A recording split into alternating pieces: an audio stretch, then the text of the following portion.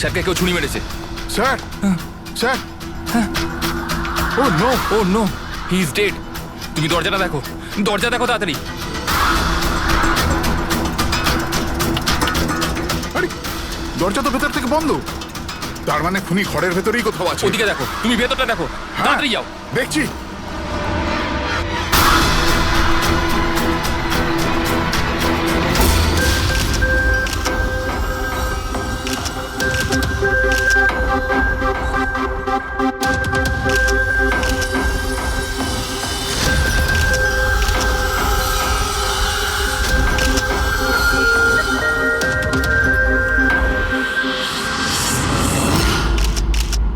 তাহলে এখানে কেউ ছিল না? হ্যাঁ স্যার সত্যি বলছি, এখানে মেহেন স্যার আর আমাদের ছাড়া আর কেউ ছিল না। বুঝতেই পারছি না যে খুনটা করলো কি। আচ্ছা, আপনারা এখানে এসেছিলেন কেন? স্যার একজন মহিলা ফোন করেছিলেন যে ওনার প্রাণ বিপদে আছে, ওনাকে বাঁচাতেই আমরা এখানে এসেছিলাম। কিন্তু এখানে তো কোনো মহিলা ছিলই না, আর ফোনটাও একটা প্রাইভেট নম্বর থেকে করা হয়েছিল। আচ্ছা, এগুলো একটা ষড়যন্ত্র, প্ল্যান করে করা ষড়যন্ত্র। স্যার, এই যে এখানকার ওয়াচম্যান স্যার। তুমি গোডাউন কটায় বন্ধ করেছিলে? স্যার রাত 10টার সময়। সেই সময় এখানে কেউ ছিল? না স্যার, ভালো করে চেক করেছিলাম, কেউ ছিল না। আপনারা এই রুমের দরজাটা খোলা রাখেননি তো ভেতরে আসার পরে? না, ভেতরে ঢুকতেই আমরা সবার আগে দরজাটা ভেতর থেকে বন্ধ করে দিয়েছিলাম। স্যার খুন হওয়ার পরেও আমরা দরজা চেক করেছিলাম, ভেতর থেকে বন্ধই ছিল। খুনি আগে থেকেই ভিতরে ছিল, কেতন স্যারের বাড়ির মতো। একটাই দরজা যেটা বন্ধ ছিল, আর কোনো জানালা নেই। তাহলে খুনি গেল কোথায়? স্যার আবারও একজন এমন অফিসারের খুন হয়েছে যাকে আমরা চিনি। আমার মনে হচ্ছে খুনিকে আমি চিনি। অভিজিৎ, তুমি কি করে খুনিকে চিনবে? তুমি তো দেখোইনি খুনিকে। বুঝে গেছি স্যার, আপনি কার দিকে ইঙ্গিত করছেন।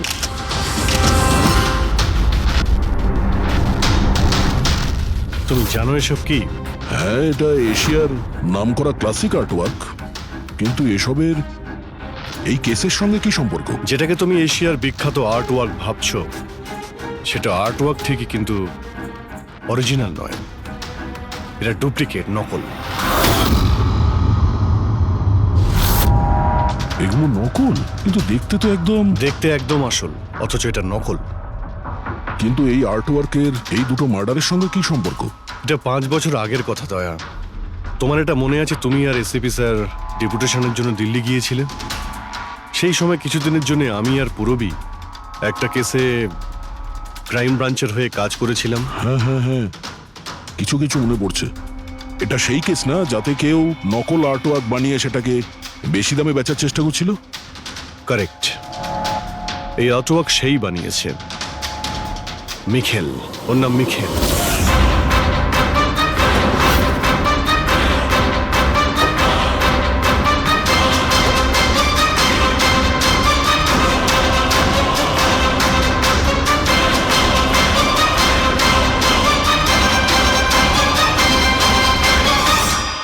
এমনটা নয় যে ওর প্রতিভা বাকি শিল্পীদের থেকে অনেক কম ছিল, তবে সত্যি কথা বলতে ও ওদের থেকে অনেক বেশি ট্যালেন্টেড ছিল। আর সেই জন্যই হয়তো ও একদিন ভেবেছিল যে অরিজিনাল পেন্টিং তো সবাই বানাতে পারে, কিন্তু অরিজিনালের মতো সেম কপি বানানো সবার পক্ষে সম্ভব নয়। আর এই কাজে এত টাকা ছিল যে ওর আসল পেন্টিং বানানোর কোনোদিনও প্রয়োজনই হয়নি। ও কোটি কোটি টাকা ইনকাম করেছিল মহান আর্টিস্টের অরিজিনাল পেন্টিংয়ের নকল পেন্টিং বানিয়ে। আর ওর কাজ এতটাই ভালো ছিল যে কেউ বলতে পারতো না যে পেন্টিংটা আসল না নকল। অনেকবার তো 30-40 বছরের আগের ক্যানভাসের পেন্টিং করেছে ও, অথচ সেটা কারো পক্ষে ধরাই সম্ভব ছিল না। কিন্তু একদিন পরিস্থিতি এমন হলো, অনেক আর্ট প্রেমী যখন কোটি কোটি টাকা লস করলো, তখন ক্রাইম ব্রাঞ্চ মিখেলকে ধরার দায়িত্ব আমাদের 4 জন অফিসারকে দেয়। কেতন স্যার, মহেন, পুরবী আর আমি। মিখেলকে ধরা এত সহজ ছিল না, কিন্তু কথায় আছে না, পিঁপড়েকে ধরতে হলে মিষ্টির ব্যবহার করতে হয়। আর এই পিঁপড়ের মিষ্টি ছিল ওর পুরনো ক্যানভাস আর সেই কেমিক্যাল যেগুলো ও ব্যবহার করত 200 থেকে 250 বছরের পুরনো পেন্টিং তৈরি করতে। আমরা সমস্ত আর্ট গ্যালারি আর দোকানে নজর রাখতে শুরু করে দিই যেখানে এইসব জিনিস পাওয়া যেত। যারা এই সমস্ত জিনিস কিনতে আসতো তাদের পুরো ঠিকুজি কুষ্টি বার করতাম আমরা।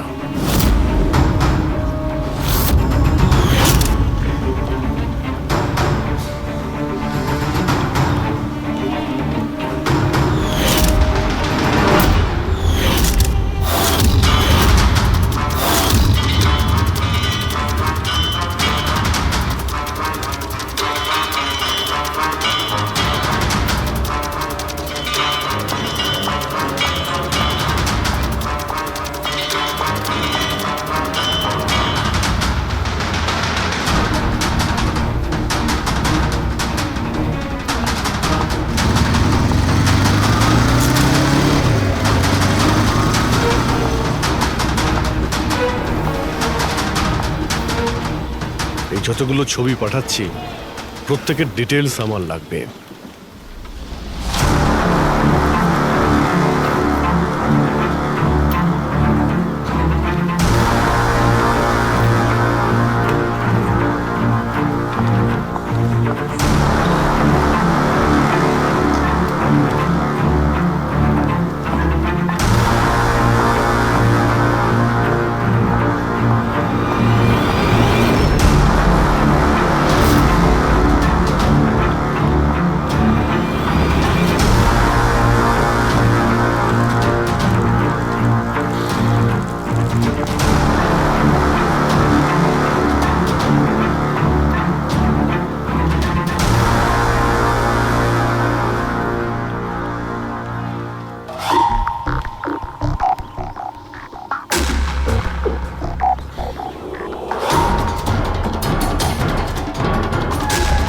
আর তারপরে 1 সপ্তাহ পরে আমরা এমন একটা মেয়েকে দেখলাম যে জিনিসপত্র তো কিন্তু তার কোনো আর্ট ব্যাকগ্রাউন্ড ছিলই না।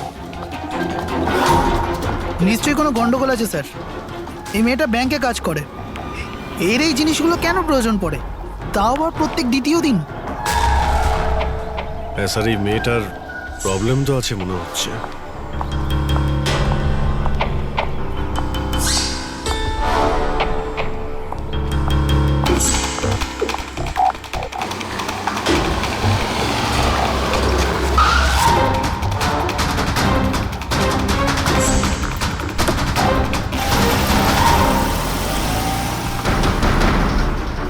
এই মেয়েটার একটু গন্ডগোল আছে, ওর পিছু নাও, দেখো কোথায় যাচ্ছে।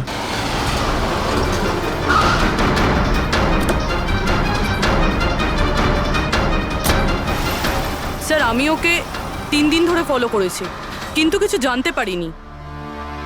কারণ ও এই সমস্ত জিনিস নিয়ে ওর বাড়ি চলে যেত, কিন্তু 4র্থ দিন ও অন্য কোথাও গেল।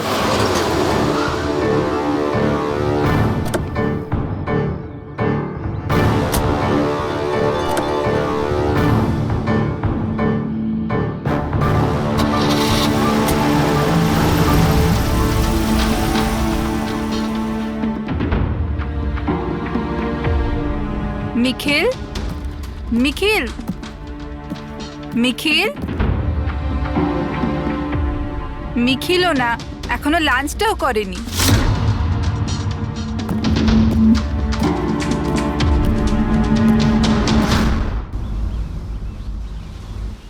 এখনো লাঞ্চও করনি? এত কি কাজে ব্যস্ত থাকো যে খাওয়ার টাইম থাকে না? তোমায় দেখলেই তো আমার পেট ভরে যায়। জানো, বেবিকে মাখন লাগানোর না, এটা অনেক পুরনো আইডিয়া। মাখন নয়, সত্যি বলছি, তোমার মতো ভালোবাসতে পারে এমন জীবনসাথী কোথায় পাবো আমি, যে আমার জন্য নিজেকেও বিপদে ফেলতে পারে। আমি তো তোমার জন্য নিজের জীবনটাও দিতে। খবরদার, এরকম কথা যদি আরেকবার তুমি বলেছ, যদি তোমার কিছু হয়ে যায় না, আমি এই দুনিয়াটাকে আগুন লাগিয়ে দেবো। এত ভালোবাসো আমায়? নিজের থেকেও বেশি। যদি আমি কিছু চাই, তুমি আমায় দেবে? আমি জানি তুমি আমার থেকে কি চাইবে, যে আমি কেন সবকিছু ছেড়ে দিচ্ছি না। জানোই যখন, তাহলে তুমি কেন ছেড়ে দাও না?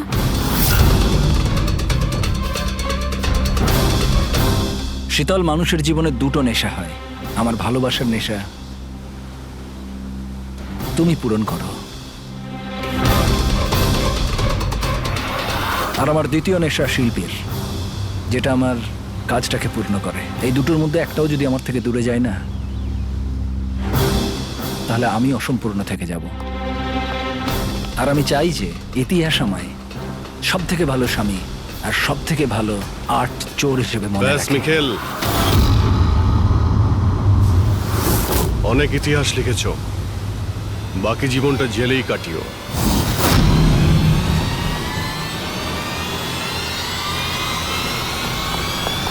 Mikheil,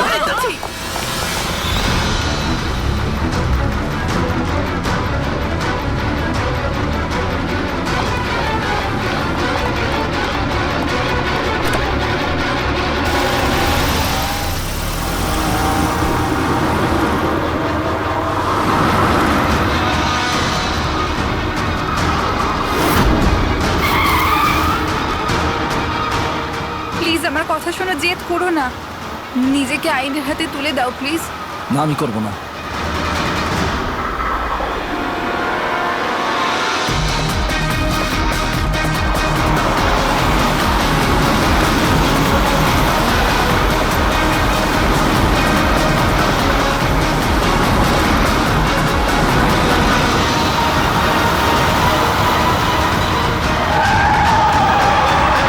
Nikhil!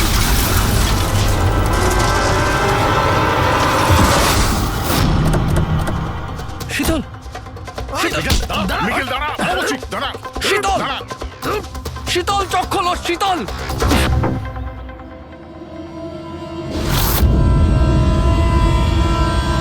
She is dead, sir.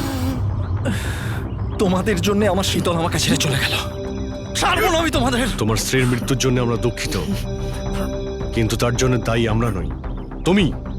না তুমি অপরাধের রাস্তায় হাঁটতে, আর না তোমার পাপের শাস্তি তোমার স্ত্রীকে ভোগ করতে হতো। কাজের শাস্তি কে পাবে এটা ভবিষ্যৎ বলবে। ওর 5 বছরের শাস্তি তো এতদিন শেষ হয়ে গেছে, কিন্তু ওর স্ত্রীর মৃত্যুর প্রতিশোধের আগুন হয়তো ওর মনের ভিতরে এখনো জ্বলছে। মানে কেতন বাবু আর মেহেনের পরে ওর টার্গেট এখন পুরো তোমার ওপর। কারেক্ট। কিন্তু স্যার, ও এসব করছেটা কি করে? কারণ নজরে পড়ছে না কেন? এবার এই রহস্যের পর্দা তো মিখেলই তুলতে পারবে। ও তোমার আর আমার কোনো ক্ষতি করার আগে মিখেলকে আমাদের ধরতেই হবে। স্যার, স্যার কেতন বাবুর বাড়ি থেকে যে ফিঙ্গারপ্রিন্টসগুলো পেয়েছিলাম, হ্যাঁ, ওটা কারোর সঙ্গে ম্যাচ হয়েছে? স্যার ওই ওয়াটার পাইপলাইনে যে কাজ করে সে নির্দোষ হলেও যে লোকটা ইন্টারনেটের কাজ করে সে খুব গোলমেলে। এই ইন্টারনেটের লোকটা কে? Sir Ramen sir. Sir sir পুরনো পাপি স্যার, এই তো 6 মাস আগে ও অথর রোড জেল থেকে ছাড়া পেয়েছে স্যার। Arthur road jail? ওই মিখেলকে তো ওই জেলেই রাখা হয়েছিল। তার মানে ওই জেলেই এই অপরাধের প্ল্যানিংটা করা হয়েছিল, মিখেল আর ওই রমন যোগ মিলে নিয়ে। তুই নিশ্চয়ই আবার জেলে যেতে চাইবি না? না স্যার, আমার দ্বিতীয়বার জেলে পাঠাবেন না স্যার। যদি আজ আমি মিখেলকে না পাই তাহলে তোকে এখানেই পুঁতে দেবো। না স্যার, মিখেল আমার সাথে এখানেই দেখা করতো, এখানেই দেখা করতো, আমি সেখানেই নিয়ে যাচ্ছি আপনাদের। আমার মিখেলকে চাই, ব্যাস। হ্যাঁ স্যার, ওখানেই নিয়ে যাচ্ছি আপনাদের।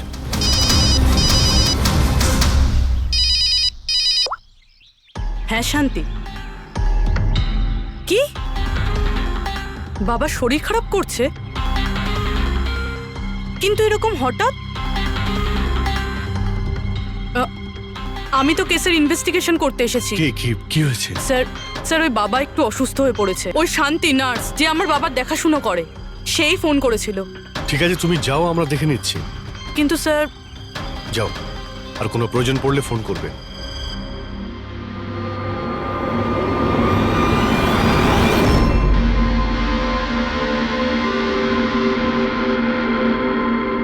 কি হলো স্যার? ফ্রেডি, আমি এটা ভাবছি যে আমাদের এই সিআইডির কেরিয়ারে আমরা অনেকেই ক্লোজ রুম মার্ডার সমাধান করেছি, কিন্তু তাদের মধ্যে একটা কেসও এরকম ছিল না। হ্যাঁ স্যার, এর আগেও এরকম ঘর বন্ধ থাকার কেস এসেছিল। কোথাও না কোথাও তো গোপন রাস্তা খুঁজে পাওয়াই যেত খুনির আসার এবং যাওয়ার জন্য। হ্যাঁ, হয়তো রুমের মধ্যে কোনো গুপ্ত পথ থাকে, না হলে রুমের মধ্যে কোনো রাস্তা বানানো হয় খুন করার জন্য। কিন্তু এখানে না তো কোনো গুপ্ত রাস্তা আছে, না রুমের মধ্যে কোনো গন্ডগোল করা হয়েছে, না। আর এই খুনি এমন যাকে দেখাই যাচ্ছে না। স্যার, আমার তো ভেবেই কিরকম মাথাটা ঘোরা শুরু হয়ে গেছে। খুনিকে দেখা যাচ্ছে না কেন? অনেক বছর আগে আমি একটা সিনেমা দেখেছিলাম যেখানে হিরো একটা গ্যাজেট লাগিয়ে অদৃশ্য হয়ে যেত, কিন্তু ওটা তো সিনেমা ছিল না স্যার। হ্যাঁ, ওটা তো সিনেমা ছিল, কিন্তু এটা তো বাস্তব জীবন। স্যার, কি ভাবছেন আপনি? এটাই ভাবছি, এর মধ্যে কোন জিনিসটা আমি বুঝতে পারছি না।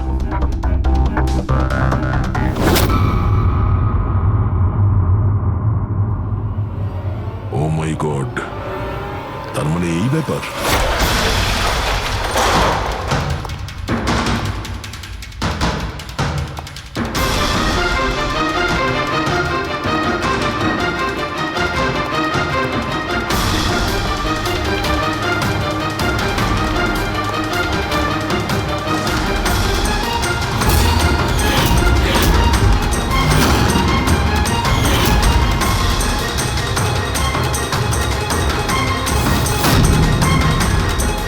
অনেকদিন ধরেই আমাদের চারজনকে ফলো করছিল, আর তুই ওকে হেল্প করছিলি এই সমস্ত কাজে। হ্যাঁ হ্যাঁ স্যার।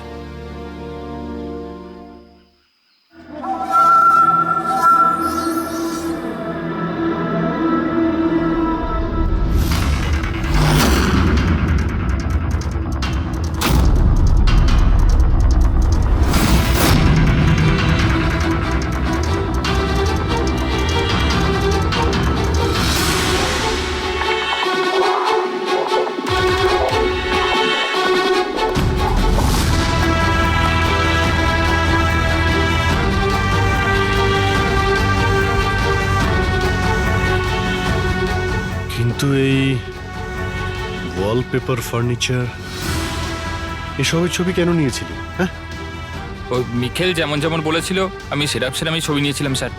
ব্যাস, আমি শুধু জানতাম না এই ছবিগুলো নিয়েও কি করবে স্যার।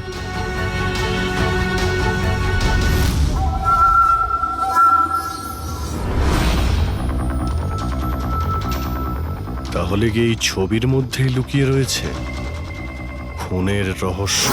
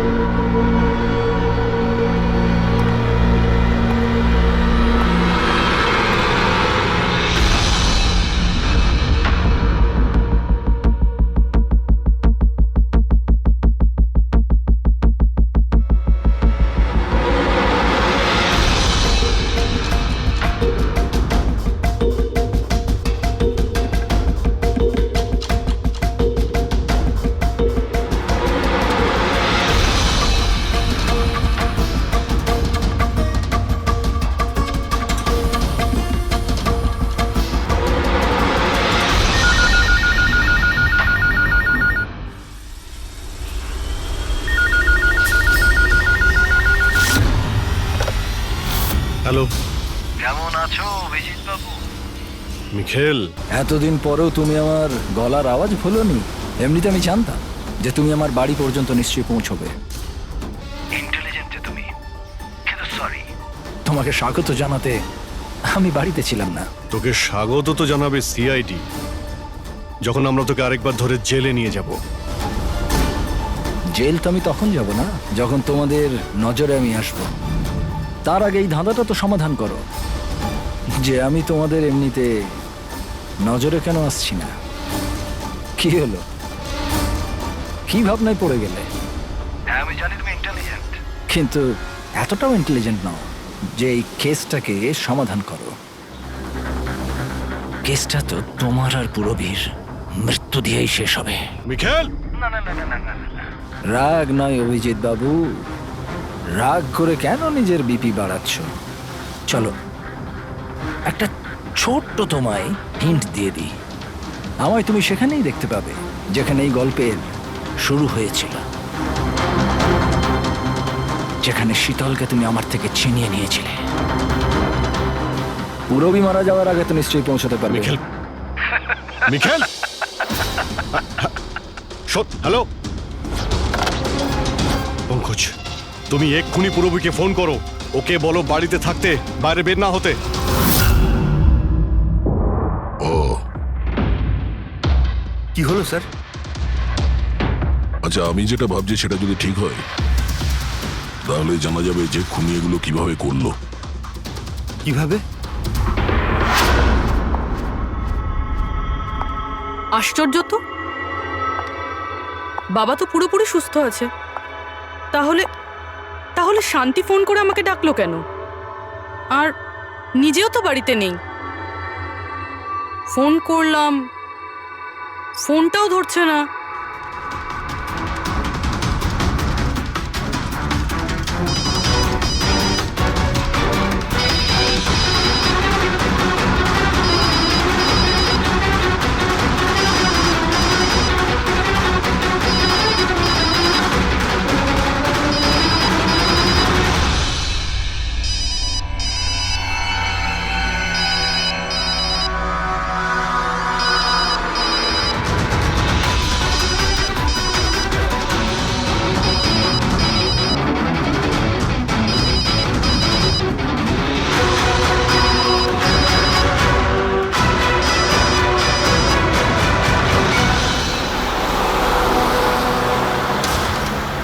স্যার এই পুরবি তো ফোনই তুলছে না। কি ফোন তুলছে না? কোনো প্রবলেম নেই তো?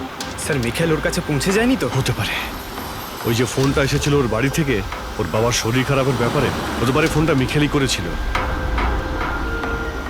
স্যার পুরবির কিছু হবে না তো? আশা করছি আমরা সময় মতো পৌঁছে যাব। যদি পুরবীর কিছু হয় তাহলে না,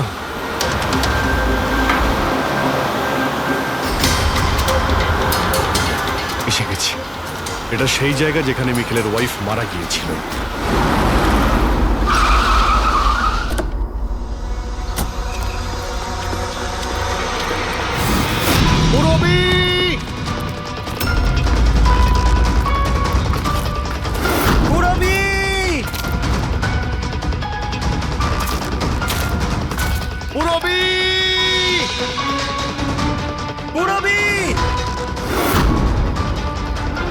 ওই দিকটা দেখো।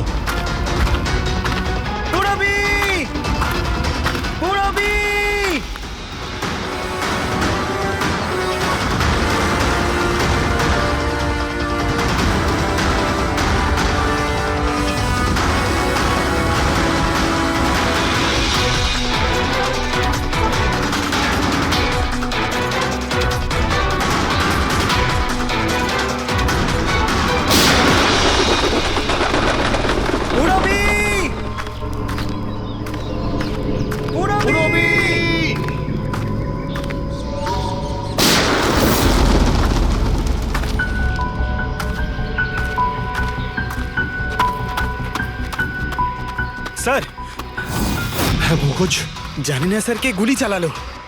রবিকে পেলে? পুরবি ওখানে স্যার।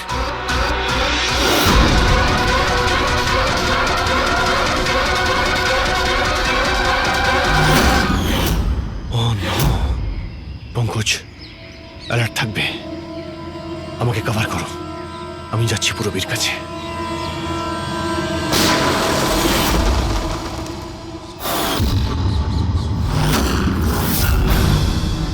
ভয় পেও না অভিজিৎ, এখনো ও মরেনি। কিন্তু যদি ওর কাছে যাওয়ার চেষ্টা করো তাহলে আমার আঙুল ট্রিগারের ওপর আছে, আর গুলিটা তো তোমার থেকে তাড়াতাড়ি পৌঁছবে। মিখেল, গুলি চালিও না। দেখো, তুমি প্রতিশোধ নিতে চাও তো? দেখো আমি এসে গেছি, তুমি পুরবীকে যেতে দাও। খবরদার, কোনো চালাকি নয় অভিজিৎ, কারণ তুমি আমাকে দেখতে পাবে না, কিন্তু আমি তোমায় ভালো করে দেখতে পাবো।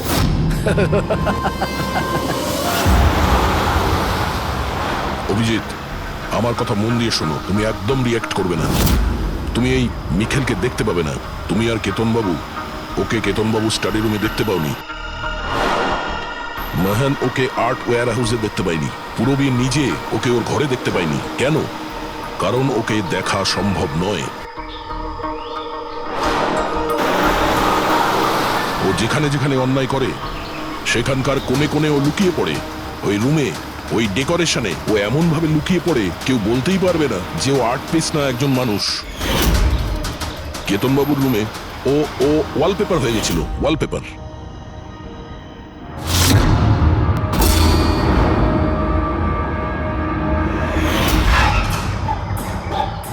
আর মেহানের ওই ওয়্যার হাউসে ও ও পোর্ট্রেট হয়ে গেছিল।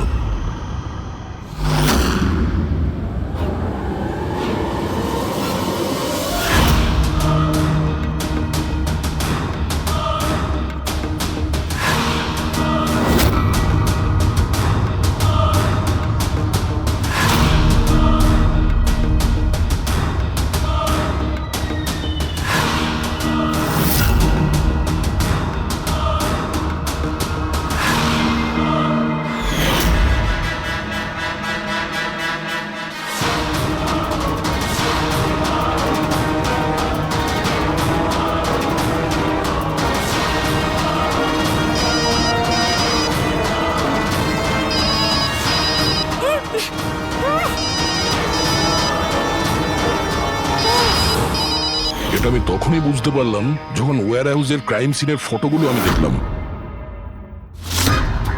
তখনই আমার নজর ওই পোর্ট্রেটের আঙুলের উপর গেছিল।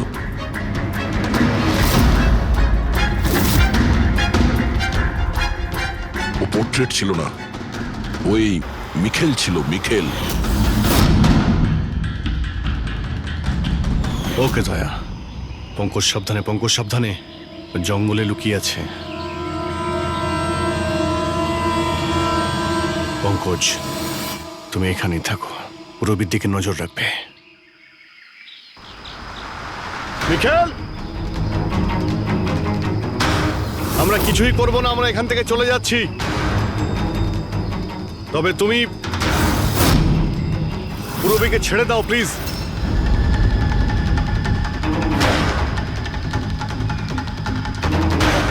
দেখো, এসব করে আর কোনো লাভ নেই। আমি এখানে এসে গেছি, তুমি তুমি বলো কোথায় যেতে হবে, আমি চলে যাচ্ছি। বাস, আগে এগোবে না অভিজিৎ। আমার সাথে গেম খেলা বন্ধ করো। ঠিক আছে, ঠিক আছে, গুলি চালিয়ে কোনো লাভ নেই, আমরা এখান থেকে চলে যাচ্ছি। কিন্তু তুমি তুমি কি চাও মিখেল? যা কিছু হয়েছিল সেটা তো হয়ে গেছে, কিন্তু এসব করে তুমি কি পাবে? হ্যাঁ,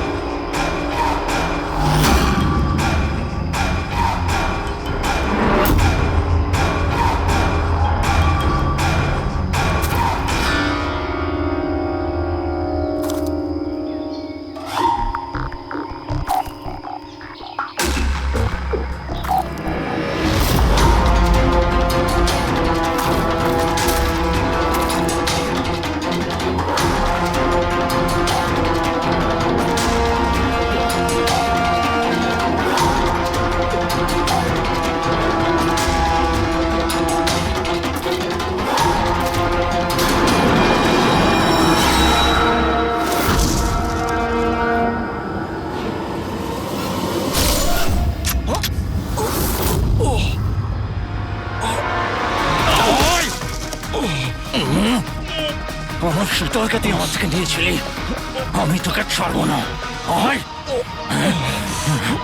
আমার শীতলকে দূরে করেছিলি।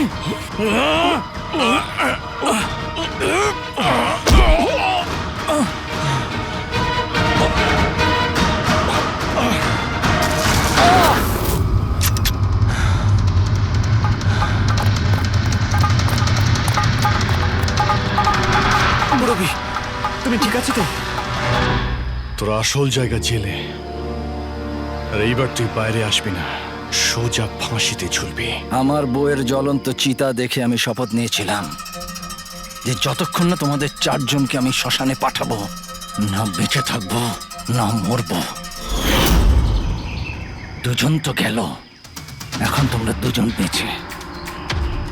তোমাদের আইনকে বলো যেন শক্ত থেকে শক্ত জেল বানাই, কারণ এবার কোনো জেলই তোমাকে আমার থেকে বাঁচাতে পারবে না। ঠিক আছে, চলো নিয়ে যাও একে। চল চল।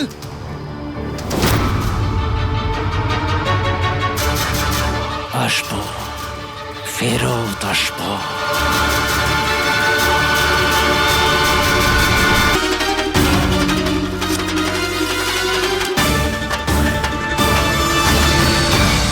স্যার, প্রথমে তো আপনাকে ধন্যবাদ জানাই যে আপনি আমাদের ডকুমেন্টারিতে অংশগ্রহণ করতে রাজি হয়েছেন।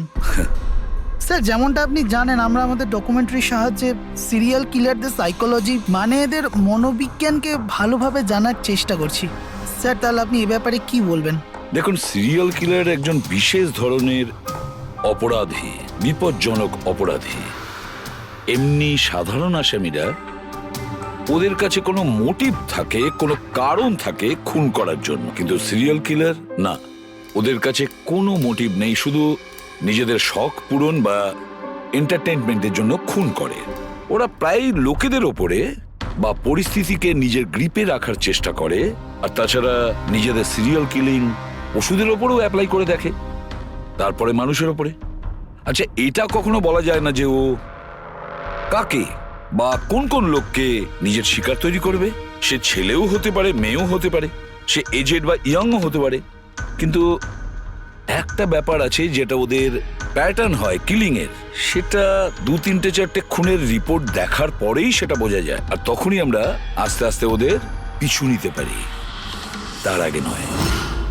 অনেক ক্ষেত্রে তো এরা কয়েক মাস ধরে নিজের শিকারের ওপর নজর রাখে, আর যখনই সুযোগ পায় ঝাঁপিয়ে পড়ে আর মেরে ফেলে। এই কারেন্ট কি করে চলে গেল?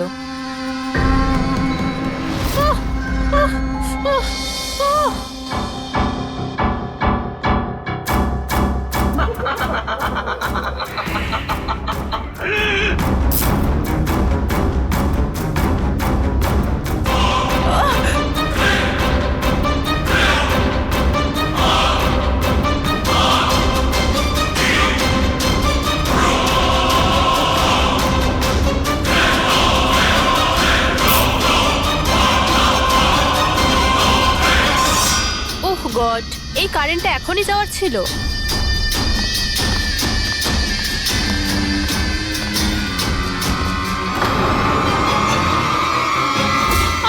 কে?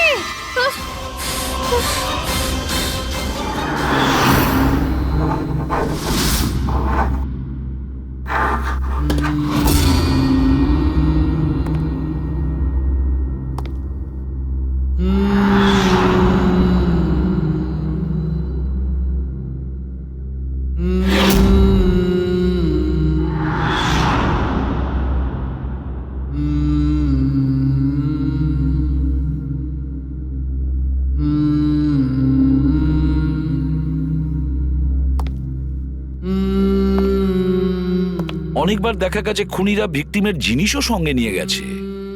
ভিকটিমকে খুন করার পরে হয়তো নিজের জয়ের মেডেল ভেবে, যে কোনো জিনিসই হতে পারে। কোনো মহিলার ঝুমকো দুলও হতে পারে, বা আংটিও হতে পারে, আবার কোনো নখও হতে পারে, এমনকি ভিকটিমের চুলও হতে পারে, মাথার চুলও।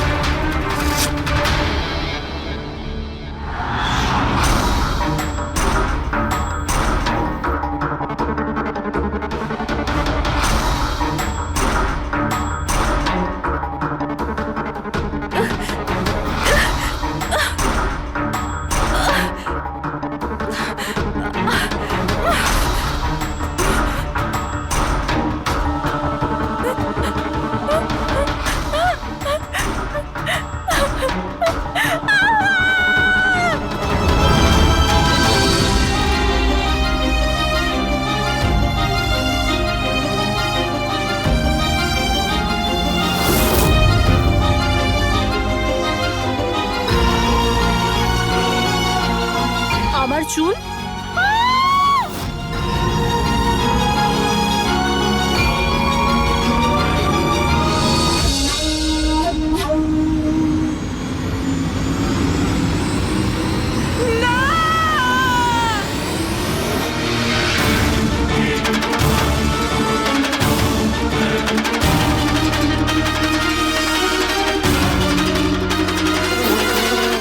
সিরিয়াল কিলার্স এরা সবসময়ই একা থাকতে পছন্দ করে, ওদের কোনো বন্ধু হয় না। তাই অন্যদেরকে, এমন লোকেদেরকে এড়িয়ে চলতে হবে যাদের হাব ভাব বা চাল চলনে একটু অন্যরকম কিছু অদ্ভুত ধরনের আচরণ দেখা যায়। তা সত্ত্বেও ব্যাপারটা হলো, সিরিয়াল কিলার থেকে বাঁচতে হলে আমাদেরকে সাবধানে থাকতে হবে।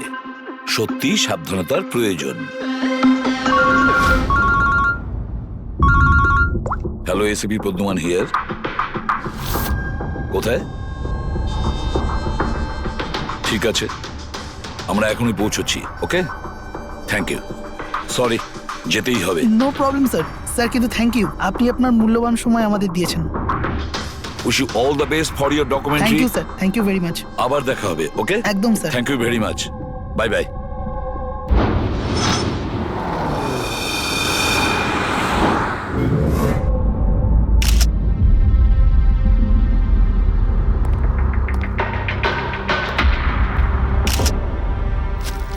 নিয়ে যাও। সালুকে দেখে কি মনে হচ্ছে?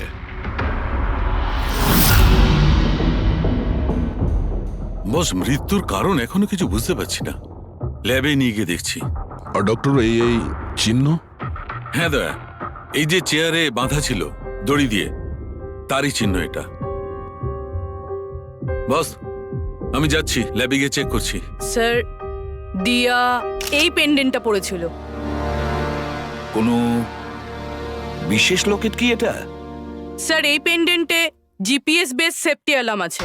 এই পেন্ডেন্ট পরে থাকা ব্যক্তি যদি কোনো বিপদে পড়ে, এই পেন্ডেন্টটা দুবার প্রেস করলে পেন্ডেন্ট পরে থাকা ব্যক্তির ইমার্জেন্সি লিস্টে যে কটা নাম্বার থাকবে তাদের কাছে একটা এসওএস মেসেজ যাবে যে এই ব্যক্তি বিপদে আছে। আচ্ছা, কাল রাত্রে এই পেন্ডেন্টটা দুবার টিপেছিল? হ্যাঁ স্যার। কটার সময়? প্রায় 12:30টার সময়। আর ওর এই এসওএস মেসেজ ওটা কার কাছে গেছে? স্যার, ওই দুজনের কাছে। এদিকে এসো। কি নাম তোমাদের? সমর। সমর? নবীন। নবীন। কি সম্পর্ক ছিল দিয়ার সাথে তোমাদের? স্যার, আমার গার্লফ্রেন্ড ছিল। স্যার, আমার কলেজের বন্ধু। যখন দিয়া তোমাদের এসওএস মেসেজ করলো তখন তোমরা কিছু করনি কেন? হ্যাঁ স্যার, এটার জন্য আমারও আফসোস হচ্ছে যে আমি ফোনটা সাইলেন্ট কেন রেখেছিলাম। যদি আমি ফোনটা সাইলেন্ট না রাখতাম, স্যার, আজ দিয়া বেঁচে থাকতো। ফোন সাইলেন্ট ছিল। আর তোমার নবীন, তোমার ফোনটাও সাইলেন্ট মোডে ছিল? না স্যার, স্যার আমি শুয়ে পড়েছিলাম আর আমি বুঝতেই পারিনি কখন আমার ফোনের ব্যাটারি ডেড হয়ে গেছিল। আশেপাশের ঘটনা থেকে আমি ওকে এই পেন্ডেন্টটা এনে দিয়েছিলাম, কিন্তু লাভ কি হলো যখন এটা কোনো কাজেই এলো না। ওই ঘটনার ব্যাপারে বলছো? ওই যে চুল কাটা গেছে ওই মেয়েদের? হ্যাঁ স্যার। হ্যাঁ স্যার, এরকম ঘটনা অনেক ঘটেছে এই চত্বরে। এই দিয়ার মতো অনেক মেয়েরই চুল কাটা হয়েছে, কিন্তু কাউকে হত্যা করা হয়নি। আর লোকে তো এটাও বলছিল যে কোনো আত্মা টাত্মার চক্কর আছে। কি বললে তুমি? ভূত, আত্মা? আমি বলছি না স্যার, লোকেরা বলছে। স্যার, এই এলাকার সব মেয়েরা বেশ আতঙ্কিত রয়েছে। সূর্য ডোবার আগেই নিজেদেরকে বাড়িতে বন্দি করে নেয়। কিছু মেয়েরা তো নিজেরাই নিজেদের চুল কেটে ফেলেছে, আর অনেকে সাধু আর জ্যোতিষীদের কাছে যাওয়া শুরু করেছে। তারা মনে করছে এই সাধুদের আশীর্বাদে এই সমস্ত অলৌকিক শক্তির হাত থেকে রক্ষা পাবে। এটা কোনো অশুভ শক্তির কাজই নয়, এটা কোনো মানুষই করেছে। মানুষই করেছে এটা। স্যার, হ্যাঁ ইন্সপেক্টর সুশীল এই কেসটারই তদন্ত করছেন। হ্যাঁ, সুশীল বাবু বলুন।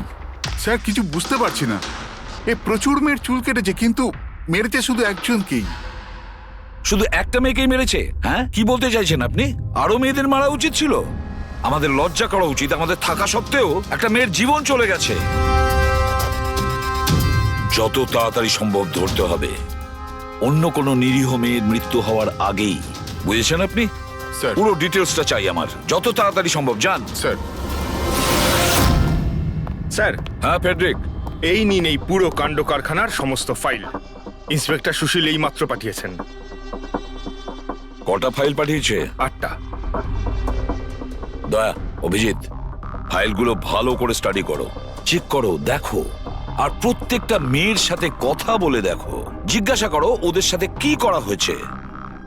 দিয়া ছাড়া আর কোনো মেয়ের যেন প্রাণ না যায়। অদিতি, আপনি বলেছিলেন যে আপনি বিছানায় বসে লাইট অফ করেছিলেন, তারপর কি হয়েছিল? স্যার, হঠাৎ করে একটা জোরালো আলো আমার চোখে পড়লো, আর তারপরে কি হলো আমার কিচ্ছু মনে নেই। আমার শুধু ওই উজ্জ্বল আলো মনে আছে, তার বেশি আর কিচ্ছু নয়। আচ্ছা, তারপরে কি হয়েছিল? ঘরের আলো বন্ধ হয়ে যাওয়ার পর আমার চোখে একটা জোরালো আলো পড়লো, আর তারপর আমি আর কিছু দেখতে পাচ্ছিলাম না। আমার চোখ একদম ধাঁধিয়ে গেছিল। আচ্ছা, জ্ঞান ফিরে আসার পরে কি হয়েছিল? যখনই আমার চোখটা খুললো, আমি দেখলাম কেউ আমার চুল কেটে নিয়েছে। আমি চেঁচালাম আর তারপর আমি পুলিশকে কল করলাম। হ্যাঁ স্যার, আমিও একটা খুব জোরালো আলো দেখেছিলাম, যেরকম টিভিতে দেখেছিলাম সব মেয়েদের সাথে হয়েছে, ওরকম আমার সাথেও হয়েছে। ওই ভূতটা আমার চুল সব কেটে দিয়েছে। ভূত নয়, অপরাধী। এই এই আপনার হাতে কি রয়েছে? স্যার, আমার চুল। আপনার চুল? ও অপরাধী তোমার চুল কেটে নিজের সঙ্গে নিয়ে যায়নি? না তো।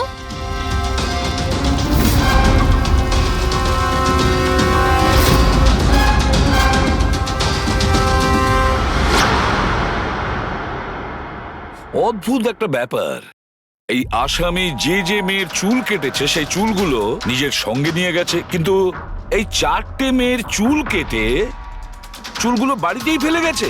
এটা কেন আসামি করলো আর কেন? স্যার, হতে পারে যে ওদের ওপর হামলা হয়নি, ওরা এগুলো এই নিউজে দেখেছে, তাই পাবলিসিটির জন্য এমন ভাব দেখাচ্ছে যে ওদের ওপরেই হামলা হয়েছে। স্যার, দুটো মেয়ের মানসিক অবস্থা খুব একটা ভালো নেই। ওদের ভুল ধারণা হয়েছিল ওদের সঙ্গে এরকম কিছু হয়েছে, কিন্তু সেরকম কিছু হয়নি। তার মানে শুধু 4টে মেয়ের ওপরে হামলা হয়েছে?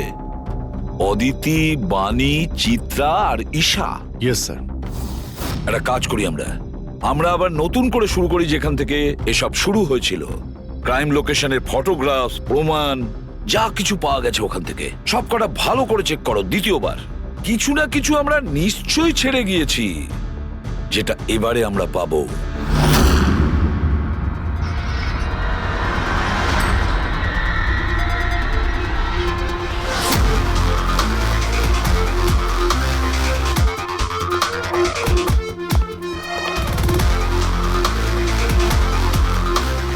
অদিতি, বাণী,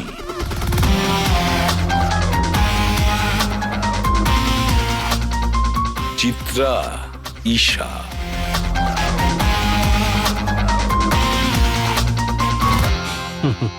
পেয়ে গেছি স্যার। হ্যাঁ স্যার, ঈশার বাড়িতে যে মোমবাতি ছিল তার মধ্যে এই ফিঙ্গারপ্রিন্টটা পেয়েছি। এটা আসামির হতে পারে স্যার। যদি এই ফিঙ্গারপ্রিন্টটা আসামির হয় তাহলে সে খুব ভুল করেছে। অভিজিৎ, আমাদের ক্রিমিনালের ডেটাবেসটা চেক করো, দেখো তো এ কোনো পুরনো পাপি কিনা।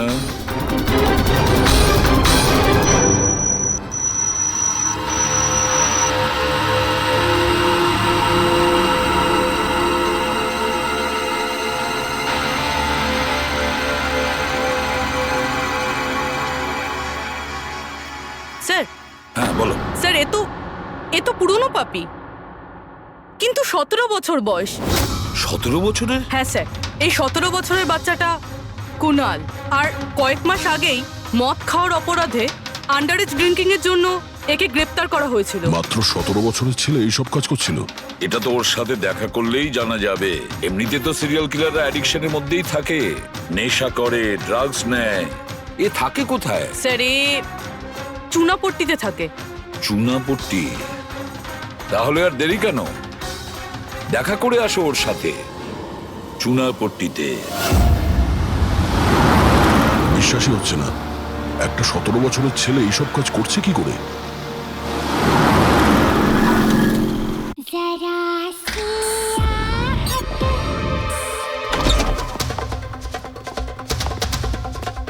কুনাল।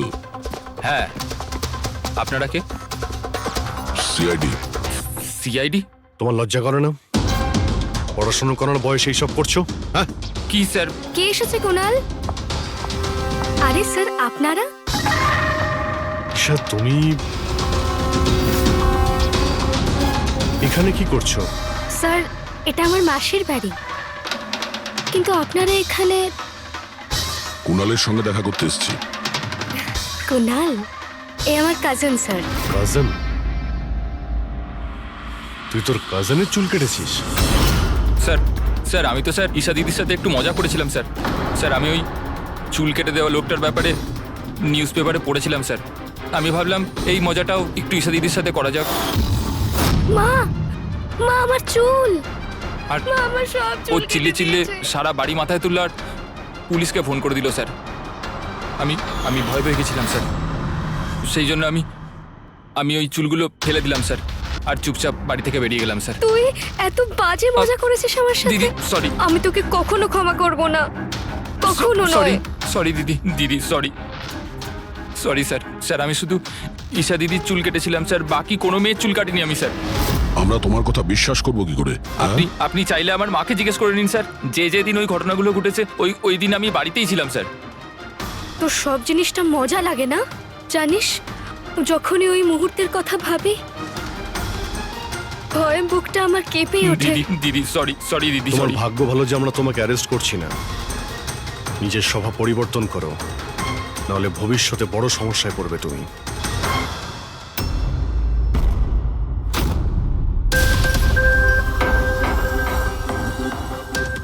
সমস্ত সিরিয়াল কিলার বা সিরিয়াল অ্যাটাকার নিজের ভিকটিমকে একটা প্যাটার্নে চুজ করে। হ্যাঁ ঠিকই বলেছো দয়া।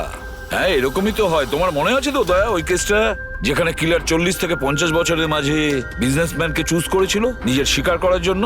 হ্যাঁ স্যার, একটা কেসে স্যার সিরিয়াল কিলাররা তাদেরই টার্গেট করতো যাদের কাছে লাল গাড়ি আছে। ঠিক ওই রকমই এই মেয়েগুলোর কেসেও একটা ফিক্সড প্যাটার্ন আছে।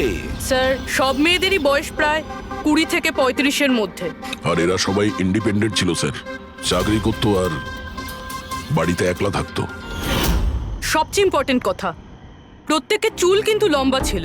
ছোট চুল আছে এরকম কোনো মেয়েরই চুল কাটা হয়নি। সেটাই তো মেন প্যাটার্ন, লম্বা চুলওয়ালা মেয়েদেরইও বেছে নিত। কিন্তু স্যার এর মধ্যেও কোনো বিশেষ পছন্দের ছিল না ওর। এই বানি আর দিয়া ওদের কোকড়ানো চুল ছিল, অদিতি আর চিত্রা ওদের চুল সোজা ছিল। এই যে সিরিয়াল কিলাররা হয় না স্যার, ওরা স্পেসিফিক হয় নিজের পছন্দের বিষয়ে। হ্যাঁ একটা ব্যাপার কমন, এই সব মেয়েদের পাশেও ক্যান্ডেল রেখে গেছে। হ্যাঁ এই নটটা দয়া, একটা ব্যাপার নোটিশ করেছো তুমি? কি হয়েছে স্যার? এই নটস গুলো দেখো। অদিতি আর চিত্রাকে যেভাবে বেঁধেছিল চেয়ারের উপর, নটস গুলো দেখো। এখানে এক রকমের নটস, আর দিয়া আর বাণীকে যেভাবে বেঁধেছিল এই নটস গুলো একেবারে আলাদা। দয়া, যে নটস দিয়ে দিয়া আর বাণীকে বাঁধা হয়েছিল এই নট গুলোকে বোলাইন নট বলে। বোলাইন নট যেরকম টাইয়ের হয় না, আর এই নট গুলোকে বলে ট্রিপল ব্যারেল নট। কেউ কাউকে যদি বাঁধে স্যার, তাহলে তো একই রকম গিট ব্যবহার করবে, কিন্তু ও দু ধরনের গিট ইউজ করেছে। এটা মনে হচ্ছে যে আমাদের ভুল বোঝানোর চেষ্টা করছে, কিংবা এর মানসিক পরিস্থিতি ঠিক নয়, স্কিউজোফেনিক আছে ওর। হ্যাঁ কিন্তু দয়া, সবার আগে আমাদের এটা জানতে হবে ও শিকারগুলো বাছে কি করে আর কখন বেছে নিত, আর ও শিকার বেছে নিত কোন জায়গায়। হয়তো সব মেয়েরা একই অফিসে চাকরি করত, একই জিমে যেত বা একই বিউটি পার্লারে যেত। কোনো না কোনো একটা সূত্র নিশ্চয়ই আছে, আর যেটা এদের সবাইকে এক করে দিয়েছে। কিন্তু কি? স্যার এই দিয়ার বন্ধু সমর আর নবীন, ওদের বক্তব্য যে রাতে দিয়া খুন হয় ওই রাতে ওরা নাকি ডান্ডিয়া খেলতে গেছিল প্রেমাল গ্রাউন্ডে। প্রেমাল গ্রাউন্ড? হ্যাঁ স্যার, চিত্রা ওখানেই গেছিল ডান্ডিয়া খেলতে, যেই রাতে ওর চুল কাটা হয়েছিল। অদিতি আর বাণী, খোঁজ নাও তো পঙ্কজ, যে ওরা প্রেমাল গ্রাউন্ডে গিয়েছিল কিনা। হ্যাঁ বস, ওই মেয়েটির মৃত্যু গলা টিপার কারণে হয়েছে। গলা টিপে মারা হয়েছে? স্যার এই হলো তার রিপোর্ট। স্যার, হ্যাঁ স্যার আপনার সন্দেহ ঠিক ছিল স্যার। অদিতি আর বাণী সেই রাতেই ডান্ডিয়া খেলতে গেছিল যে রাতে ঘটনাটা ঘটেছিল। তার মানে হলো দয়া, আসামি প্রেমেল গ্রাউন্ডে যেত ডান্ডিয়া প্রোগ্রামে, আর কোনো লম্বা চুলালা মেয়েকে ও বেছে নিত নিজের শিকারের জন্য। ওখান থেকে বেরোনোর পর ওকে ফলো করে আর সুযোগ পেয়েই কাজ হাসিল করে নেয়। তাহলে তো একে ধরা কঠিন নয় দয়া। সেটা কি করে স্যার? ফেডরিক, ইঁদুরকে ধরার জন্য তাকে লোভ দেখানো হয়, তারপরে ওকে ট্র্যাপে ধরে ফেলে, আর ব্যাস ঠিক ওই রকমই শিকার ঠিক ঘুরে ফিরে আসবে প্রেমেল গ্রাউন্ডে ডান্ডিয়া প্রোগ্রামে, আর আমরা তার অপেক্ষা করব। কিন্তু স্যার নবরাত্রি তো শেষ হয়ে গেছে, তাহলে পরের বছরের জন্য ওয়েট করতে হবে। নবরাত্রি শেষ হয়ে গেছে তো কি হয়েছে, ডান্ডিয়ার প্রোগ্রাম আমরা নিজেরা অ্যারেঞ্জ করব, পুরো এরিয়াতে অ্যাডভার্টাইজমেন্ট করব, ব্যানার লাগাবো, আর এইবার আসামির জন্য শিকার আমরা তৈরি করব। আমরা কিভাবে স্যার? সিম্পল ব্যাপার ফেডরিক। এবারে ডান্ডিয়ার প্রোগ্রামে থাকবে একজন লম্বা কোকড়ানো চুলালা মেয়ে, আর দ্বিতীয় একটি মেয়েও থাকবে, লম্বা সোজা চুলালা একটি মেয়ে।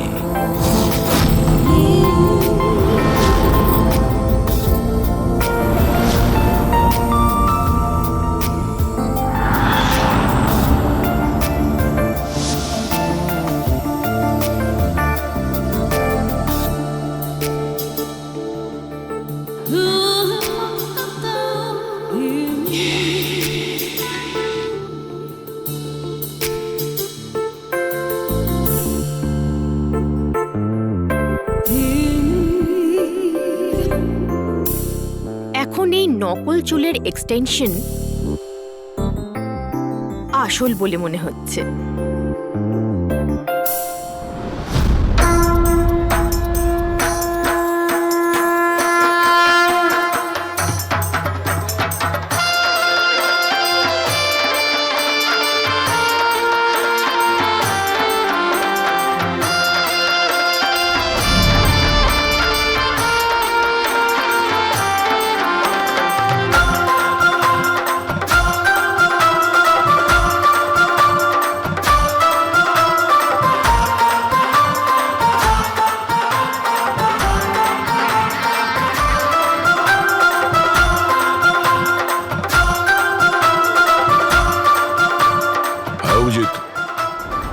সবকিছু ঠিক আছে? হ্যাঁ দয়া। Okay fine.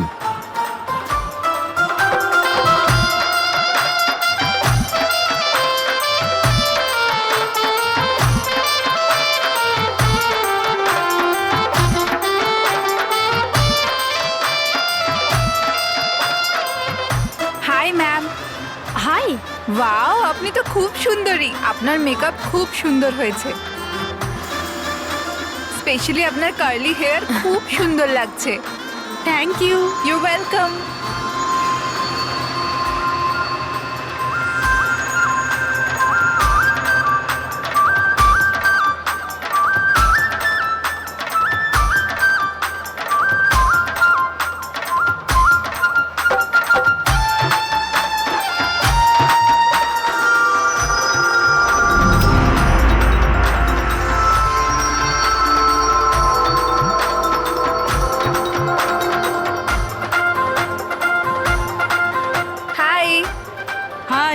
আপনার ড্রেসটা খুব সুন্দর। Thank you. তোমার ড্রেসটাও খুব সুন্দর। Oh thank you. তবে আপনার চুলটা খুব সুন্দর। স্ট্রেট করিয়েছেন নাকি ন্যাচারালি এরকম? প্রকৃতির দান এটা। ও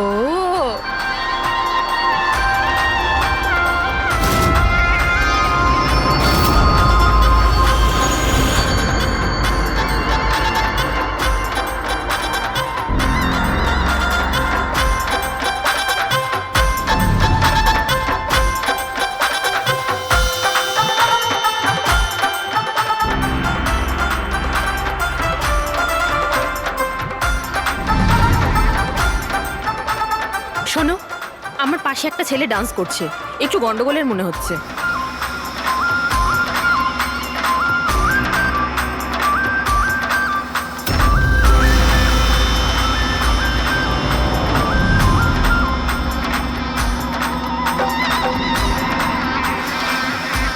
হ্যাঁ সারিকা, কোথায় ও? আমার পাশেই ছিল। এখানে ছিল, তাহলে গেল কোথায়?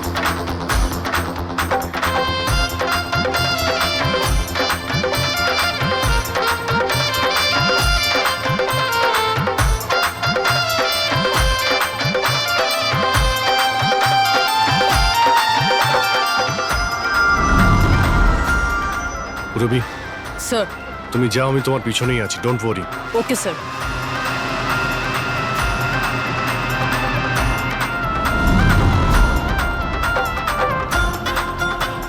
হ্যাঁ অভিজিৎ, আমি রবির পিছনে যাচ্ছি, তুমি সারিকার পিছনে থেকো। ওকে, আমি সারিকার পেছনে যাচ্ছি। ওকে।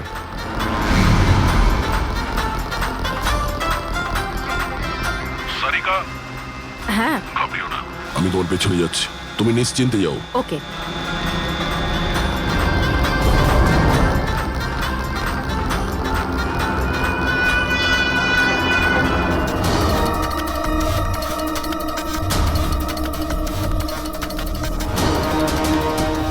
ওফো, এখানে তো কোনো অটো বা ট্যাক্সি কিছুই পাচ্ছি না।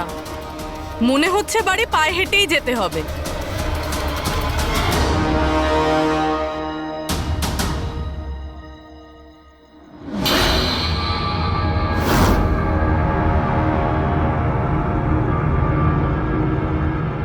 স্যার, কেউ পিছু নিয়েছে নাকি? না, এখনো পর্যন্ত কাউকে দেখতে পেলাম না।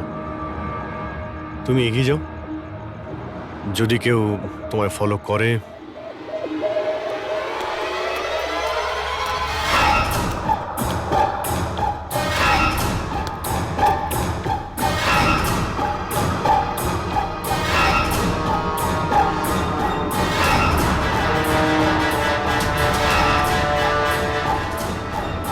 দয়া, আমার মনে হয় কেউ আমাকে ফলো করছে।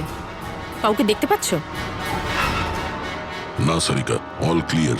ওকে।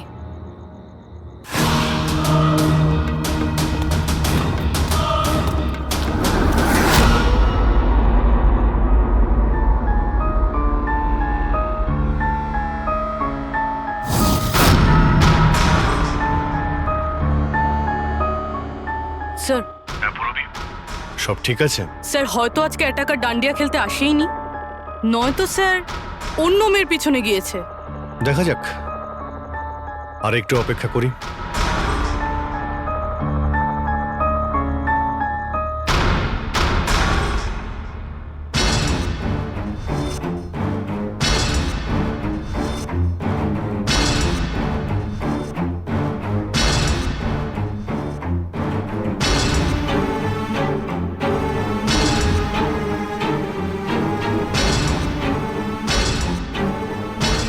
সারিকা, সব ঠিক আছে?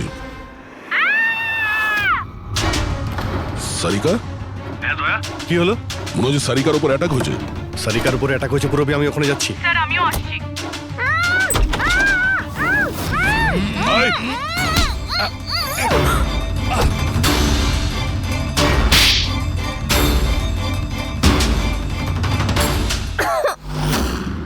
ও নো, সারিকা তুমি ঠিক আছো? হ্যাঁ আমি ঠিক আছি। হট।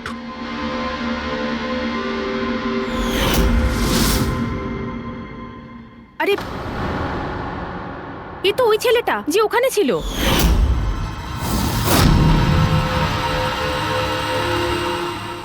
চুল কাটার প্রচুর শখ তোর, হ্যাঁ? তোর জন্য সেলুন খোলাচ্ছি আমরা।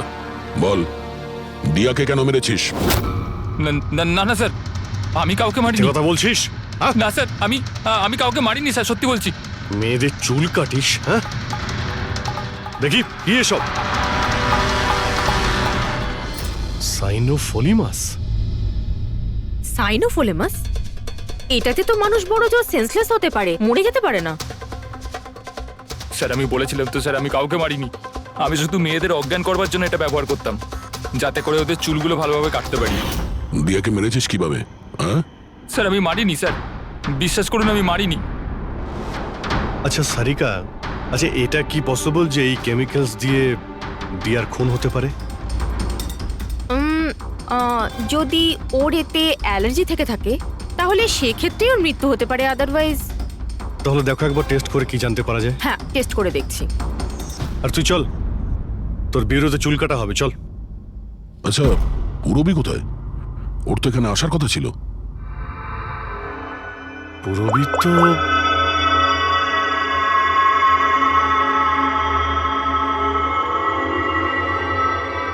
ও তো ফোন তুলছে না। পুরবী ল্যান্ডলাইনে ট্রাই করো।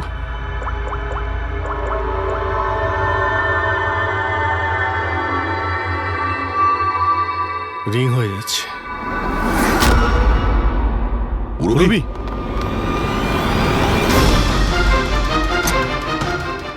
পুরবী, আচ্ছা অপরাধী তো আমাদের সঙ্গে ছিল, তাহলে এগুলো করলো কে? তার মানে দুজন রয়েছে, আর দুজনে একই রকমের অপরাধ করছে। পুরবী, পুরবী, ঠিক আছো? কি হয়েছিল? স্যার ঠিক ওই রকমই হয়েছে। প্রথমে বাড়ির লাইট চলে গেল, আর তারপর আমার চোখে একটা তীব্র আলো পড়লো, আর আমি অজ্ঞান হয়ে গেলাম। কি?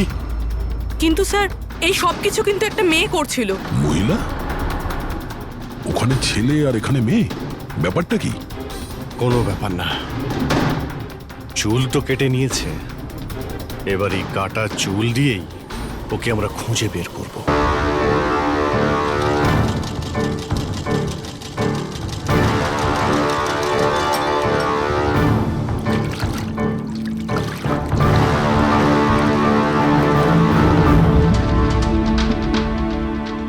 দেখুন সুমন ম্যাডাম, আপনি একটু বেশি ডিমান্ড করছেন। দেখুন গগন বাবু, আপনি যে কাজটা দিয়েছেন না সেটা খুব সোজা নয়, খুবই বিপজ্জনক। আপনাকে আমাদের টাকা বাড়াতেই হবে। ঠিক আছে, আমার উপর ভরসা রাখুন, আমি পরে বাড়িয়ে দেবো। পরে নয়, এখনই বাড়ান।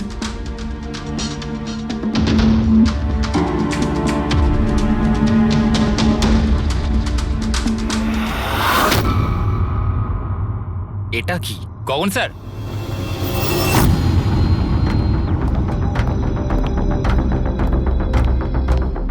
এই দেখুন, চুলের ভেতর কি অদ্ভুত একটা উকুন।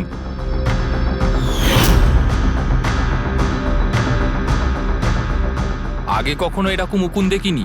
আর দেখবেও না, কারণ এই উকুনগুলো সিআইডির হয়ে কাজ করে, আর এর নাম হলো মাইক্রোস্কোপিক ট্র্যাকিং ডিভাইস। আর এই জন্যই আমি তোমাকে আমার চুল কাটতে দিয়েছি, যাতে এটার সাহায্যে এখানে পৌঁছতে পারি আর জানতে পারি আসলে ব্যাপারটা কি।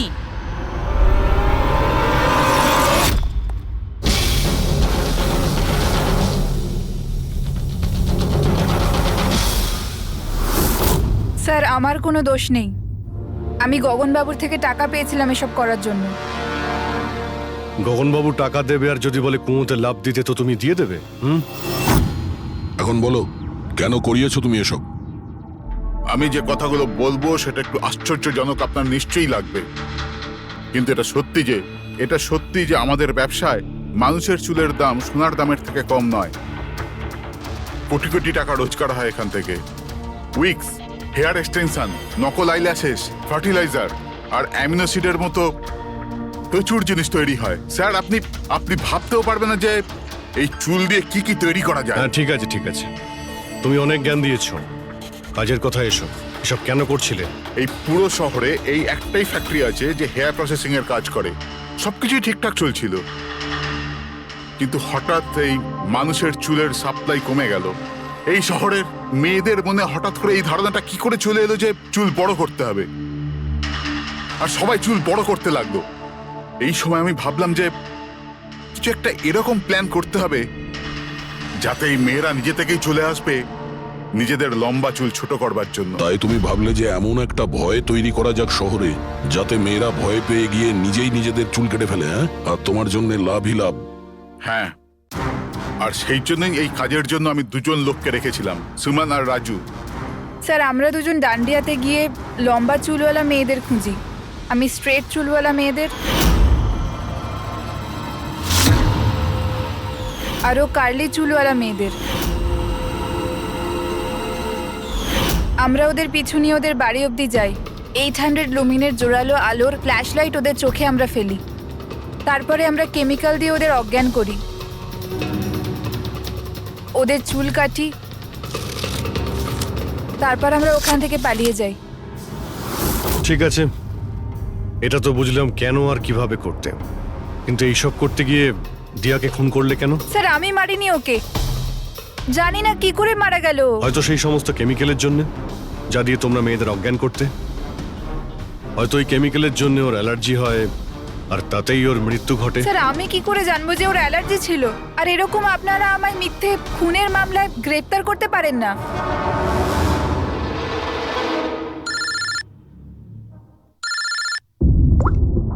হ্যাঁ ডক্টর সালুকে।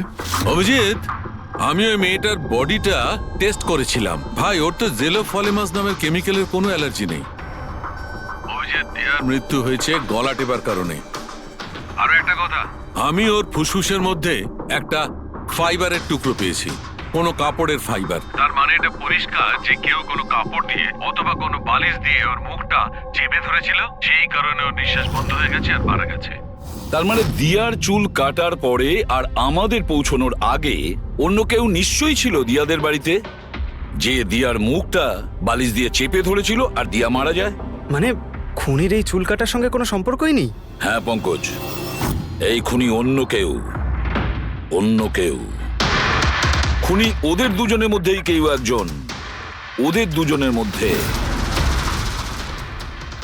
যাদের দিয়া SOS মেসেজ পাঠিয়েছিল। সমর, তোমার মোবাইল ফোনটা সাইলেন্ট মুডে ছিল, এই জন্য দিয়ার পাঠানো SOS মেসেজ তুমি দেখতে পাওনি। হ্যাঁ স্যার। আর নবীন, তোমার ফোনের ব্যাটারি চলে গেছিল, তাই তো? Right sir. মিথ্যে। স্যার আমরা মিথ্যে কথা কেন বলবো স্যার? তাহলে কি মোবাইল কোম্পানি মিথ্যে কথা বলছে? হ্যাঁ, এটা ওদেরই রিপোর্ট। এই রেকর্ড অনুযায়ী পরিষ্কার বোঝা যাচ্ছে যে তোমরা দুজন তোমাদের বাড়িতে ছিলে না। স্যার আমি আমার বাড়িতেই ছিলাম স্যার। আবার মিথ্যে, মিথ্যে বলছো তুমি। তুমি রাধিকার বাড়িতে ছিলে, রাধিকার বাড়িতে। রাধিকা? স্যার আমি কোনো রাধিকাকে চিনি সেই না। রাধিকা তোমার দ্বিতীয় গার্লফ্রেন্ড, যার জন্য তুমি দিয়ার সঙ্গে ব্রেকআপ করতে চাইছিলে। ওহো, আমরা কি করে জানতে পারলাম? সেটা আসলে এই ডায়েরির জন্য, দিয়ার পার্সোনাল ডায়েরি। চিনতে পারলে? এর মধ্যে ওর সব কথা লেখা রয়েছে। তোমায় খুব ভালোবাসতো, তাই না? অতটাই ভালোবাসতো যতটা নবীন ভালোবাসতো দিয়াকে। কি? নবীন তুই দিয়াকে ভালোবাসতিস? হ্যাঁ, এত ভালোবাসতো যে সবসময় দিয়ার সিকিউরিটির কথা চিন্তা করতো, আর সেই কারণেই ও ওকে এই পেন্ডেন্ট এনে দিয়েছিল। আর SOS মেসেজ পাওয়ার পরে ও খুব তাড়াতাড়ি ওর বাড়িতে পৌঁছেছিল। তো নবীন সেই রাতে কি হয়েছিল সেটা তুমি বলবে নাকি আমরা বলবো? স্যার ওই রাতে দিয়া দিয়া দিয়া দিয়া ওঠো, দিয়া জল, দিয়া দিয়া দিয়া ওঠো, দিয়া দিয়া তুমি তুমি তুমি ঠিক আছো? দিয়া এসব কে করেছে? তোমাকে কে বেঁধেছে? সমর কোথায়? কি বললে তুমি? সমর কোথায়? আমি আমার সব কাজ ছেড়ে তোমার কাছে ছুটে চলে এলাম, আর তুমি এখন বলছো সমর কোথায়? SOS মেসেজ তো ও পেয়েছে, তাহলে ও সাহায্য করতে কেন এলো না যখন তোমার ওকে সব থেকে বেশি প্রয়োজন? দিয়া শোনো, যদি এই দুনিয়ার সব থেকে বেশি কেউ তোমায় ভালোবাসে, তবে শুধু সেটা আমি, আর কেউ নয়, সমরও নয়। নবীন, আমি তোমার ভাবনাকে সম্মান করি, কিন্তু আমি তোমাকে ভালোবাসি না। প্লিজ এইসব ছাড়ো, আর প্রথমে আমাকে খোলো আর পুলিশকে ডাকো। মনে হচ্ছে কেউ আমার চুল কেটে দিয়েছে। কেটে যাওয়া চুল তো আর ফেরত পাবে না, কিন্তু ভেঙে যাওয়া হৃদয় দ্বিতীয়বার আর জুটতে পারে না। নবীন, নবীন কোথায় যাচ্ছ? নবীন, কি করছো নবীন? নবীন, নবীন! যদি আমি দিয়াকে এত না ভালোবাসতাম, তাহলে আমি হয়তো ওর প্রাণও নিতাম না। ভালোবাসা, যাকে তুমি ভালোবাসা বলছো সেটা ভালোবাসা নয়, স্বার্থপরতা। যদি তুমি দিয়াকে সত্যিই ভালোবাসতে, তাহলে ওর খুশিটাকেই তুমি নিজের খুশি মনে করে নিতে, কিন্তু না, তুমি শুধুমাত্র ওকে পেতে চেয়েছিলে, ব্যাস। নিজের ভালোবাসা বাঁচাতে সবাই নিজের প্রাণ পর্যন্ত দিয়ে দেয়। ভালোবাসার গলা টেপে না, ভালোবাসার মিথ্যে নাটকে তোমাকে খুনি তৈরি করেছে। নিজেরই ভালোবাসাকে তুমি খুন করে দিয়েছো, মেরে ফেলেছো দিয়াকে। তোমার হয়তো ফাঁসিই হবে।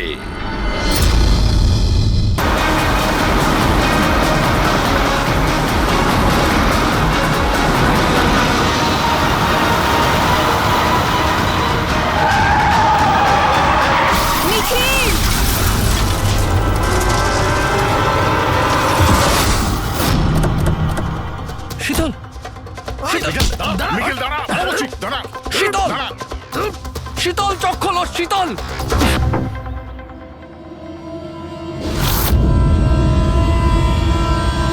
She is dead sir. তোমাদের জন্য আমার শীতল আমাকে ছেড়ে চলে গেল। ছাড়বো না আমি তোমাদের। তোমার স্ত্রীর মৃত্যুর জন্য আমরা দুঃখিত, কিন্তু তার জন্য দায়ী আমরা নই, তুমি। না তুমি অপরাধের রাস্তায় হাঁটতে, আর না তোমার পাপের শাস্তি তোমার স্ত্রীকে ভোগ করতে হতো। কাজের শাস্তি কে পাবে এটা ভবিষ্যৎ বল। কি ব্যাপার অভিজিৎ, খুব অস্থির দেখাচ্ছে, কি হয়েছে? আরে ভাই, ওই একটা ভিডিও কল আসবে, তার জন্যই ওয়েট করছি। Video call? এর আগে তোমাকে কখনো ভিডিও কলে কথা বলতে দেখিনি। কোনো বিশেষ ব্যাপার কি? আরে ভাই, তুমিও না প্রত্যেকবারই। আরে তেমন কিছু নয়। আরে আমাদের কেতনবাবু ছিলেন না, ওই ক্রাইম ব্রাঞ্চের।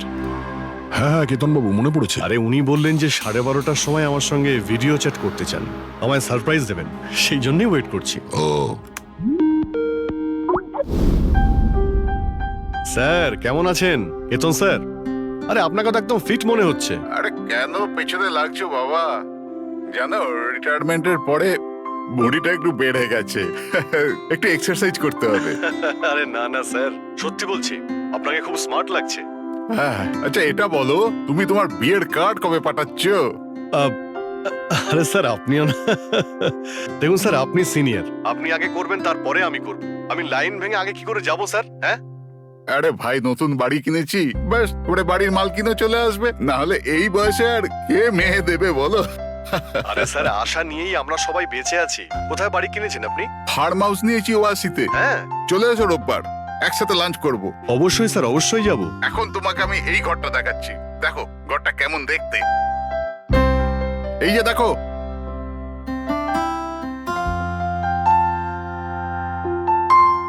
এবার আমি তোমাকে দেখাবো আমার স্টাডি রুম।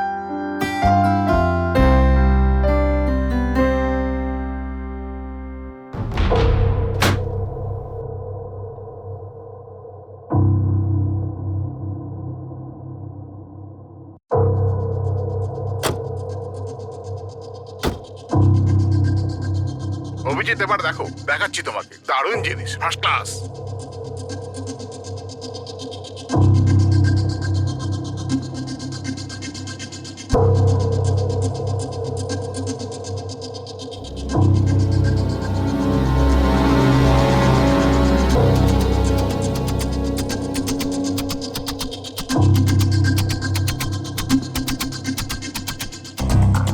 দেখলে অভিজিৎ, এটা হলো আমার স্টাডি রুম। স্যার খুব ভালো হয়েছে, খুব ভালো। স্যার রুমটা একটু খালি খালি লাগছে, যখন ফার্নিচার এসে যাবে রুমটা কিন্তু দারুণ লাগবে স্যার। স্যার কি হলো?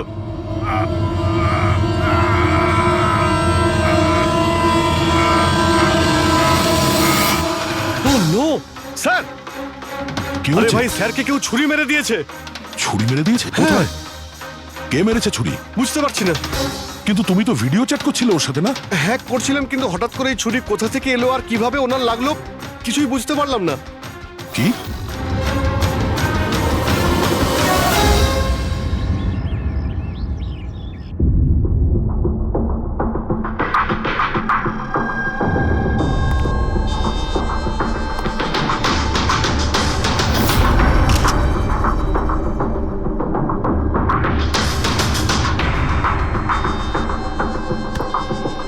তুমি ঠিক আছো?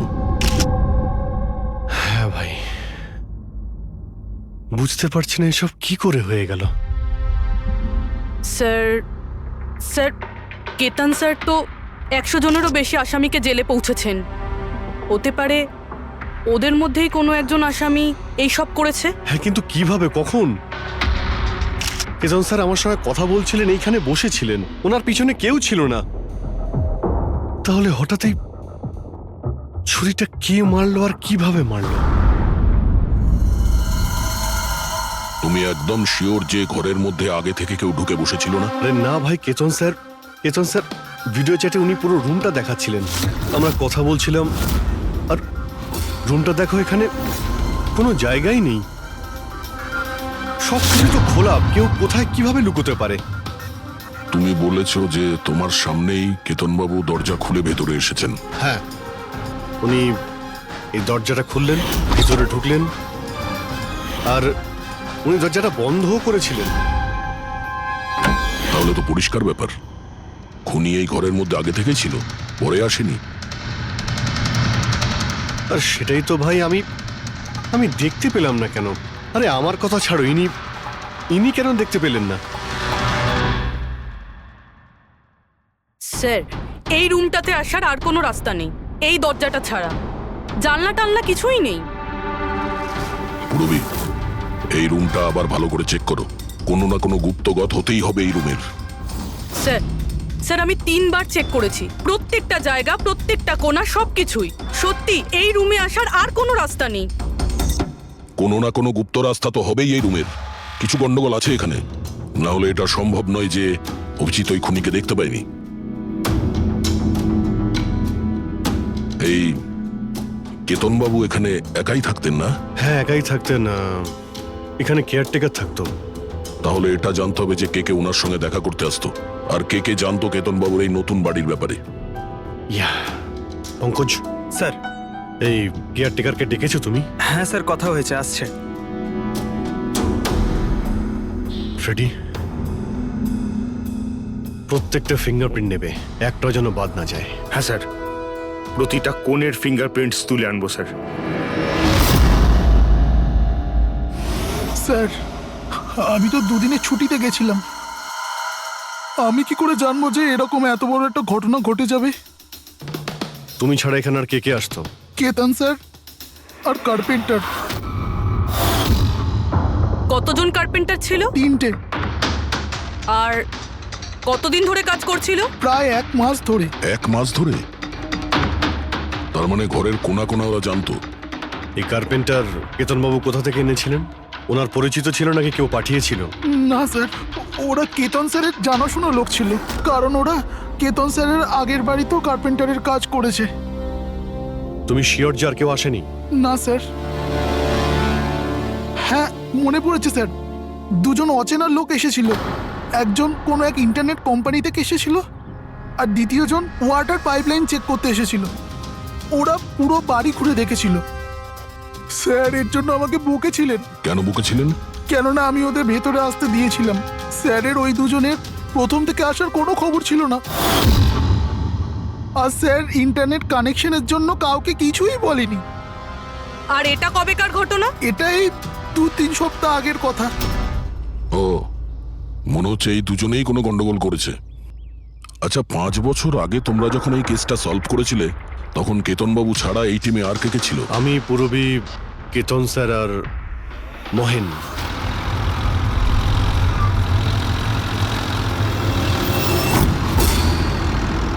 ওই মহিলার প্রাণের ঝুঁকি আছে, আর ওইখানে আশেপাশেই আছে। হ্যাঁ স্যার, তাড়াতাড়ি পৌঁছে যাব।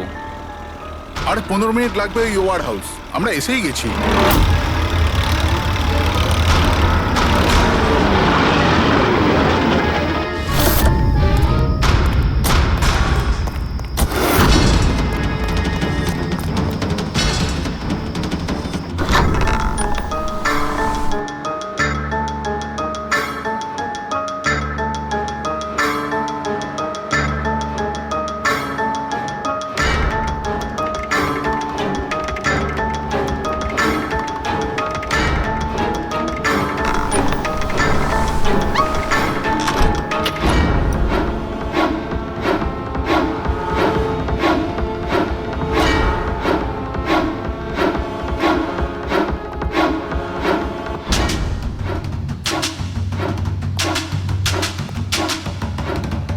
স্যার, এখানে তো কোনো মহিলাকে দেখতে পাচ্ছি না, আর ওই অপরাধীও নেই। ওটা কোনো মিথ্যে কল ছিল না তো? কোনো কারণ তো হবেই যে কেউ আমাদের ফোন করে এখানে ডাকলো, আর সেই কারণেই আশেপাশেই আছে।